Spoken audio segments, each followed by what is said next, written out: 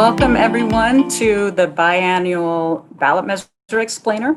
I'm Kim Nalder, professor at Sacramento State and director of the Project for an Informed Electorate at Sacramento State. And we have put on this event for several election cycles in partnership with the Sacramento Public Library and with the assistance of the Legislative Analyst's Office. So we're very thankful to have the Legislative Analyst's Office here to give us their expertise on the ballot measures. So before we begin, I'd like to introduce Rivka Sass, the director of the Sacramento Public Library. Thank you, Kim. I'm very happy to be here and to join all of you. And I want to just give a shout out to Professor Nalder for continuing to do this in partnership with the Sacramento Public Library and the Legislative Analyst's Office. We're so happy. I think we've been doing this now for about 8 years, at least. And that's a lot of elections. I want to remind everyone that 26 of our 28 libraries are ballot drop-off sites. We also have 11 libraries that will be vote centers open from the 31st of October through Election Day. So please get your ballots in early. I worked one of the sites on Saturday. We had about 60 ballots dropped off in a 2-hour period. Take advantage of your local library. Do some pick up your books, get some personal shopping done by your favorite librarian, and let us help with the voting process. We also have a telephone number that you can call. It's 916-331-VOTE, and leave us a message, and we will get back to you with more information about voting. So I don't know what you missed, but we have a telephone number, 916-331-VOTE. Please use that if you need additional information beyond what's in your voter guide.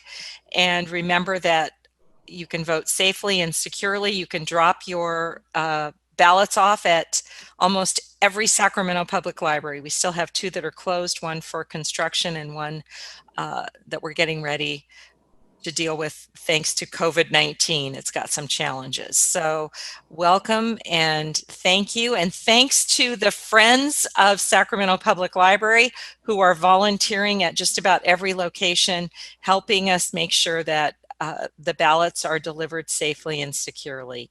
Thank you so much. And thank you, Dr. Nalder. And we can't wait to hear what everyone has to say.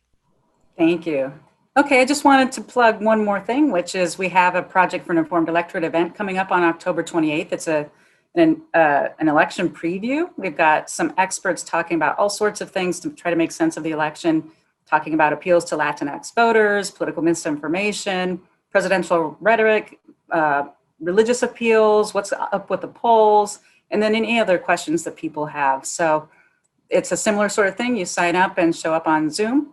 So we'd love to have you on October 28th. And then some housekeeping before we begin this event.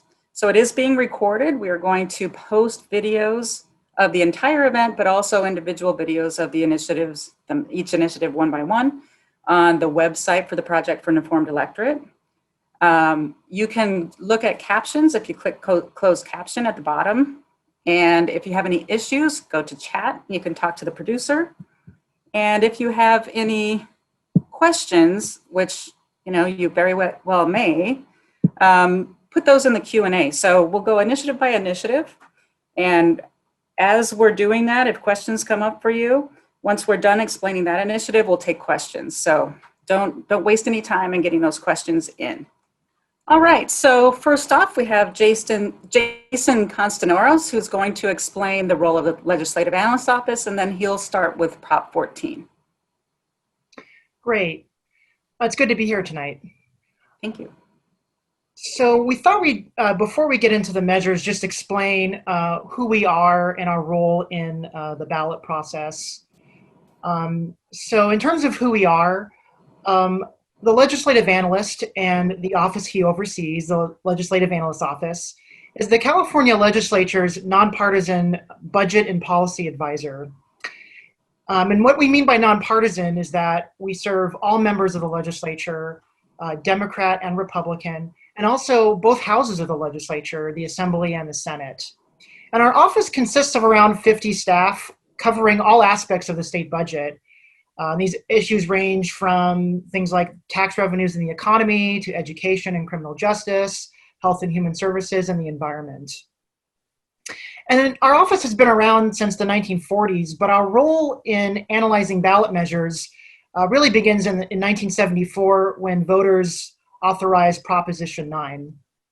And Proposition 9 tasked us with a couple of different activities, but most relevant for tonight is that we are tasked with providing a brief description and background, explaining each measure, and then also for each measure, explaining the fiscal impact that the measure might have on state and local governments.